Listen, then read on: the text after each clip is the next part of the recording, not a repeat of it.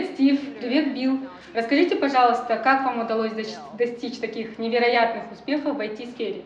Привет. В первую очередь я много работал. Придумал разные штуки. iPhone, например. Но в то же время я всегда мечтал изучать робототехнику. А я бросил университет, потому что в нем не было IT-класса. Да их вообще нигде не было в то время. Поэтому я решил создать свой у себя в гараже. Я работал над языками программирования и создал программное обеспечение Windows. Я уверен, если каждый школьник будет иметь возможность обучаться в таком классе в будущем, это приведет к невероятным достижениям и открытиям.